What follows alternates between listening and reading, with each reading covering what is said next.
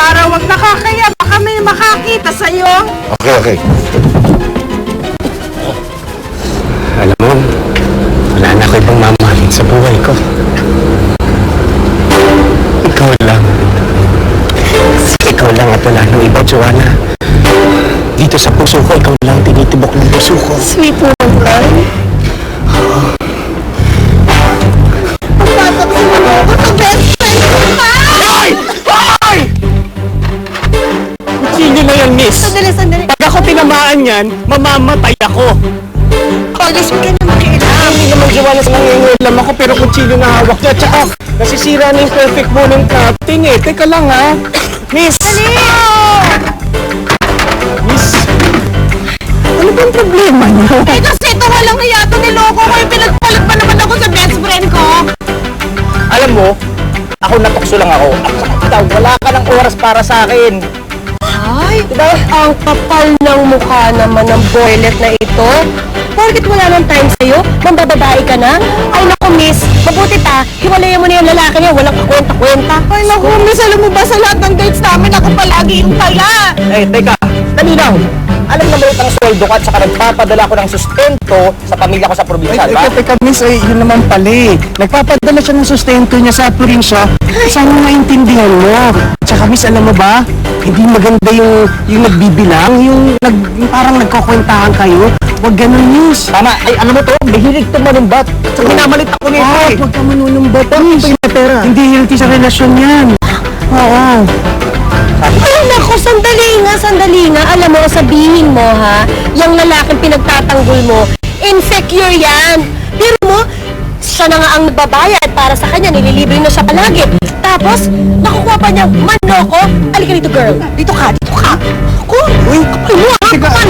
Joanna, sandali kasi naman kaya naman siya nalungkot daw eh kasi ito wala ng oras. Alam mo, mali yung ginawa. Bagay, Pero pero- natukso. Alam mo, miss, ikaw kakatrabaho mo. Yan? Mukha ka ng pera. Mismo. Alam mo, hindi mo alam ang sinasabi mo. Kung ano namang sinasabi niyo mga lalaki, Hindi ko alam, isa na nga nagsasabi na lungkot siya. Nag-sorry na siya, natukso. Pero anong ginawa? Inaaway. ay na alam mo, hindi naman Hindi ba, mapanaaway ka na siya kasi kayong babae.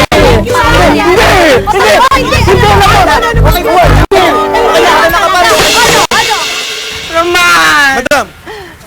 Nakita mo yon? Nakita mo yon? Sigurado ako dahil sa kakaibang kinikilos ng asawa ko, nang bababae yun, may babae yun. Alam mo, may namamagitan sa kanila nung katulong natin. Siguro, gumagawa na sila ng sarili nilang sardinas. Gusto nyo tiktikan natin para sigurado kayo. O kung gusto nyo naman, manlalaki kayo. Marami naman dyan sa tabi-tabi. Tiktikan na lang. Ha? Tiktikan mo. Mabuti na nga yun para malaman natin kung ano talagang ginagawa nila. Karen, hanggang kailan ka ba magtitiis? Alam mo naman, nanggaling na tayo sa ganitong sitwasyon. Alam mo na yan. Mahal ko nga siya. Alam mo, narinig mo na nga yung tao eh. Mahal niya si Ruben. Alam mo, Karen, tama yung ginagawa mo eh. Huwag kang susuko. Ipaglaban mo yung pag-iibigan nyo. Tama talaga. Dapat siya ipaglaban dahil soulmate ko si Ruben Domingo. Ano yan? Ano pinag-uusapan ninyo? Ay, hindi ka sinabi ko hanggang narinig kayo sa pamamahay ko. Pamamahay pala niya madam eh. Ay, bawal pag-usapan ng laban, hindi ba? Ay, ano naman sa basement? Hindi mo naman tayo. Who are you, Beppo? Ha? At kinakain mo yung foods ko? Ay naku, madam, hindi niyo po yan food. Pasalubong ko po yan kay Karen. Sabat ka. Sino ka ba? Ako po si Lisa, ang best friend ni Karen. Hoy! Ang kapal ng mukha mo, Karen. Sabihin mo nga din sa babaeng to kung sino ang best friend mo. Ikaw, bagong salta ka lang, okay? So, simpleng friend ka lang. Ay, o sige na. Alam mo, ibibigay ko yan sa'yo. Una kang pumasok sa buhay ni Karen. Pero, di ba sa sandaling panahon na nagkakilala tayo, sobrang naging close tayo, di ba? Wait a minute, Day. Wait a minute. Pinag-awayan niyo to si Karen? Matibo ba kayo? Kung gano'n, anong ginagawa ko dito sa mansion ko, ha? Eh, gusto ko lang po kasing bisitahin si Karen at gusto ko siyang tulungan. Tulungan, Day. Social ka, Day, ha? Sa lahat naman ng maid, ikaw may sariling maid, ha? Di ba ang sabi ko, ikaw lang ang gusto kong katulong dito? Wala nang iba? Do I make myself clear? Opo, madam.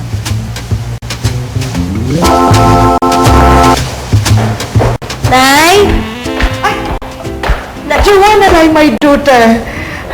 Joanna. Karen, ano ginagawa niya dito?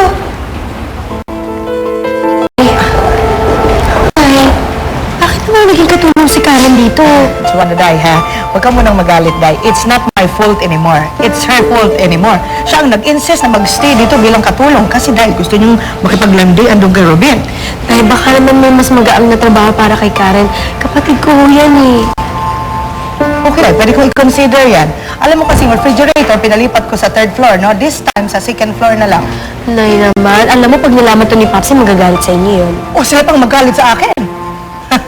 Sa bagay, ano kaya maging reaction nila pag nalaman nila ang kanilang prinsesa ay katulong sa mansion ko? Paano na yan? Gusto lang naman kita makasama eh. Lisa, pasensya ka na. Wala naman ako magagawa. Katulong lang ako dito. Ayaw talaga ni Madam F. That's right! I'm the official alalay to the maid, so huwag kang filingera, okay? Paano na tayo magkakasama niyan? Eh, di ba lagi ka nag-overtime? Pag umuwi ka naman, tulog ka na kagad. Paano yung bonding natin yan? Lisa, ayoko talaga itong sabihin sa'yo.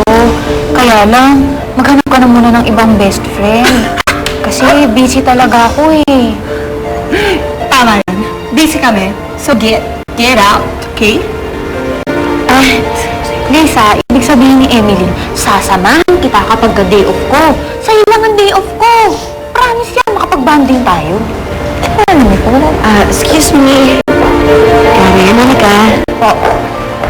Karen, Ate. pwede ko kayong tulungan kung gusto mo. Ako naman, ate. Parang naman di mo ko na si Mamsi. Eh, kita mo naman mas mataas pa sa Mount Apo ang pride nun. Pero hindi mo kailangan magkatulong dito. Tutulungan ko kayo. Salamat, pero okay lang talaga. Eh, kung gusto mo talaga ako tulungan, pangako mo na lang sa akin, hindi mo sabihin kanila, Papsi, na dito ako nagtrabaho kay Madam F. Yari ako dun. Siyempre naman, no? Pero Karen, di mo kailangan magkatulong, ha? Period. Yan na naman, yan na naman. Eh, ate, kaya lang naman ako nagkatulong dito kasi gusto ko talaga mapalapit kay Ruben. Gusto mo na palapit kay Ruben kaya tinitiis mo na lang magkatulong dito? Mahal mo siya, no? Jesus. Ay, o siya, hindi ko sasabihin, promise. Miss kita.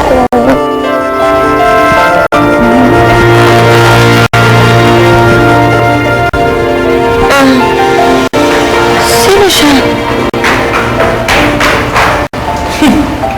Oh, Je, ilawan mo dyan, oh. Tapatan mo lang, ha. Okay. Yan. Sige po, ayan, ayan. Ay, siya ka! Cut, Manong! Ay, siya ka!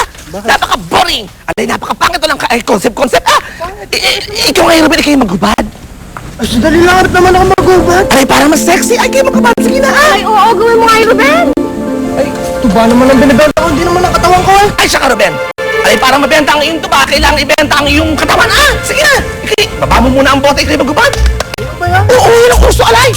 Kita mo sa EDSA, ganyan ang uso, Parang yung billboard, talaga nakahubad sila. Hawak-hawak mo ang anak na ganyan. Yan sila. Ay, yan. Ay, siya ka! Ang katawan niya. Ayan, ay, naku, di ba? Oo. Ayan, Bagay na ikaw, bagay yan. Lalaking lalaki, di ba? Ayan, ikaw yung mag-two-piece. Ikaw yung tumabi kay Ruben. Sige na, Camille, ikaw yung mag-two-piece. Ano, bakit naman? Ay, siya kaya ng uso ngayon. May lalaki, may babae. Alay, nakahubad, sexy, ganyan. Sige na.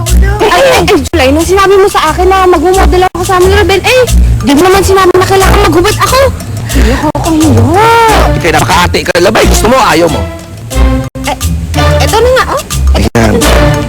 Ay, siya ka. Alay, ready pala itong babae ito. Oh, ito babae, ay siya ka. Oh, yan. Oh, sige na, ilawan mo. Yan, mano, ilaw, gandaan ng ilaw, Gusto ko yung i-check eksena ninyo na kayong dalawa ay parang mag-aanuhan. Mag-ahalikan, ganyan. Magkaano na? Ayan.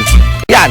Ayan. Tapos, pagkatapos yan, meron pa tayong isa eksena na parang kayong nag-aanuhan, Nag-ahalikan, ganyan, Ayan. Oh, ay siya kami. Hawakan mo ang ano niya. Ay, ang bote. Ang bote. Ayan. Oh. Hawakan mo. Ay, siya ka. Ayan. Oh, ilapit mo ka. Ay, siya ka. Ayan, ganyan, ko lang naman kasi maging malapit sa'yo eh.